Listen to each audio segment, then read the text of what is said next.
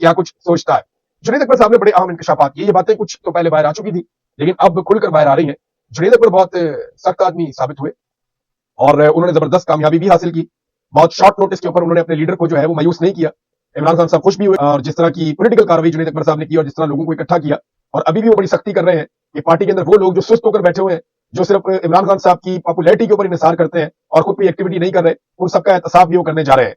और वो ये कहते हैं कि जो लोग इमरान खान के लिए पूरा जोर नहीं लगाएंगे, उनको भी ओहदों पे रहना नहीं चाहिए, दूसरे बंदे आए और आके वो इस बोझ को उठाएं, क्योंकि बेशुमार लोग हैं जो इमरान खान साहब के लिए कुर्बानी देने के लिए तैयार है।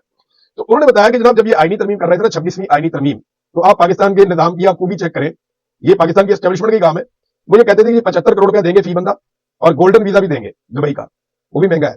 और साथ उन्होंने कहा जी आपको घसीट कर लेकर जाएंगे, नकाबपोश बंदे आपको घसीट कर लेकर जाएंगे, इसकी वीडियो भी जारी कर देंगे ताकि बाद में आप ये कह सकेंगे जनाब देखें हमें तो घसीट कर लेकर गए थे, अगवा किया हुआ था, 75 करोड़ भी मिल गया, घसीट के लेकर गए नकाबपोश, ताकि नजर आए, वीडियो भी आ गई ताकि बेगुनाही भी साबित हो जाए। और उसके बाद उन्होंने कहा जी कि आपको ऐसा इंजेक्शन भी लगा देंगे कि आप मदहोश नजर आएंगे, यानी जब आप कौमी असेंबली में जाएंगे तो ऐसा लगेगा वीडियो में कि आप पूरे होश में नहीं है और आप वो वोट डाल देंगे। जब आप वोट डालेंगे तो बाद में आप अपनी पार्टी के साथ चले जाएंगे, फिर एक दो दिन के बाद आप बैठ के प्रेस कॉन्फ्रेंस करके हमें गालियां भी दे दीजिएगा।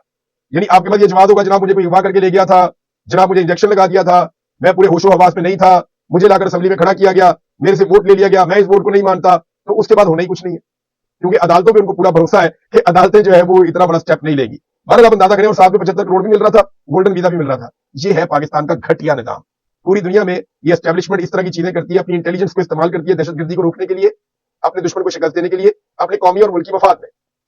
यहां पे क्या हो रहा है, यहां पे जनाब वो अपनी नौकरियां पक्की की जा रही हैं, यहां पे जज अपनी मर्जी के लाए जा रहे हैं, यहां पे निजाम को कंट्रोल किया जा रहा है, अपने मफादात को तहफ़्फ़ुज़ दिया जा रहा है। पाकिस्तान की एस्टेब्लिशमेंट में और दुनिया की एस्टेब्लिशमेंट में बहुत फर्क पड़ता चला जा रहा है। अब यहां नवाज शरीफ साहब ने एक बड़ा अजीबोगरीब स्टेटमेंट दे दिया। मैं वो स्टेटमेंट पहले आपके सामने रख दूं, आप ये स्टेटमेंट सुनेंगे तो आपको बहुत अजीब लगेगा। नवाज शरीफ साहब का स्टेटमेंट है और मुंह खोल के कह दिया मियां साहब ने, यानी ये सोचा भी नहीं कि पाकिस्तानी क्या सोचेंगे या पाकिस्तानियों के दिल पे क्या गुजरेगी जब मैं स्टेटमेंट दूंगा। नवाज शरीफ साहब ने कहा कि महंगाई में कभी से अवाम को सुख का सांस आया। अब अंदाजा करें, अब यानी इस आदमी का कोई ताल्लुक ही नहीं है मुझे लगता है अवाम के साथ या खाने पीने के साथ या बाजार के साथ या दुकान के साथ। सोने का चमचा लेकर पैदा हुए, इनकी औलादें भी सोने का चमचा लेकर पैदा हुई है, इनके घर भी बाहर हैं, औलादें भी बाहर हैं, जायदादें भी बाहर हैं, कारोबार भी बाहर है, सारा कुछ इन्होंने बाहर रखा हुआ है। इलाज करवाने के लिए ये लोग पाकिस्तान से बाहर भागते हैं, छोटी सी कोई चीज हो जाती है यूरोप में, अमेरिका में और बर्तानिया में जाते हैं, और तो इनका कुछ कहीं है नहीं।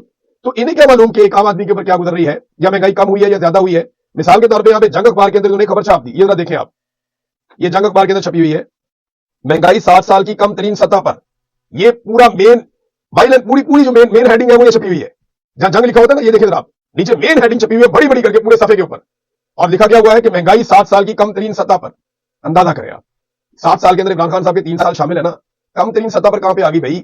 कोई एक चीज बताएं जो इमरान खान साहब के दौरे हुकूमत के मुकाबले में आज सस्ती हो। इमरान खान के दौरे हुकूमत में जितने में थी वो चीज आज उससे सस्ती हो, कोई एक चीज दिखाए। आर्मी मंडी में पेट्रोल आज ज्यादा सस्ता है, आर्मी मंडी में बहुत सारी चीजें आज ज्यादा सस्ती हैं, लेकिन पाकिस्तान में कोई एक चीज दिखाए इंसानी जान के अलावा जो आज सस्ती हो। यानी पेट्रोल 149 से बढ़ा के 252 का कर दिया, सस्ता हो गया। बिजली 16 रुपए यूनिट से बढ़ा के तकरीबन 70 रुपए यूनिट तक पहुंचा दी है, तो ये सस्ती हो गई है। दाल 170 रुपए से बढ़ा के 278 रुपए का कर दिया, ये सस्ता हो गया। चीनी 70 से 150 की कर दी है, दूध 80 से 200 रुपए का कर दिया है, ये सस्ता हो गया। भाई घी की कीमत देख लें आप, आटे की कीमत देख लें आप, गैस की कीमत देख लें आप, आज फिर खबर छपी हुई है 200% बढ़ गई है।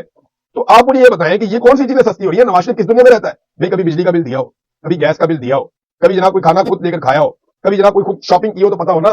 गरीब आदमी को तो ये मत्थे ही नहीं लगते, उसको तो ये मिलते ही नहीं है। ये तो मिलते अपनी एलीट क्लास को, और उन्हें लगता है कि महंगाई कम हो रही है, लेकिन पाकिस्तान में महंगाई कम नहीं, महंगाई बढ़ रही है, और लोगों की आमदन महंगाई के हिसाब से नहीं बढ़ी। मैं आपको फिर बता देता हूं कि पाकिस्तान में महंगाई जिस शरह से बढ़ी है, लोगों की आमदन उस शरह से नहीं बढ़ी। इसकी वजह से लोगों की कुव्वत खरीद कम हो गई, लोग चीजें खरीद नहीं पा रहे, और परेशानी का बायस बन रही है ये चीज लोगों के लिए। तो नाज़रीन, मियां साहब ने तो फिर ऐसे ही बात कर दी है, क्योंकि उन्हें जमीनी हकायक का पता नहीं, और मियां साहब को उन्होंने जमीनी हकायक से इतनी दूर रखा हुआ है। कभी कभी नून लीग वाले निकालते हैं मियां साहब को, धूप लगवा के वापस अंदर ले जाते हैं। आजकल सर्दियां है ना, तो मियां साहब को उन्होंने रखा हुआ रायमंड में, तो थोड़े अरसे के बाद निकालते हैं मियां साहब को एक आधे बयान के साथ, मियां साहब को धूप लगवाते हैं और वापस अंदर ले जाते हैं। यानी ट्रंप के स्टेटमेंट के ऊपर ही मियां साहब कुछ कह देते अगर बोले ही थे तो।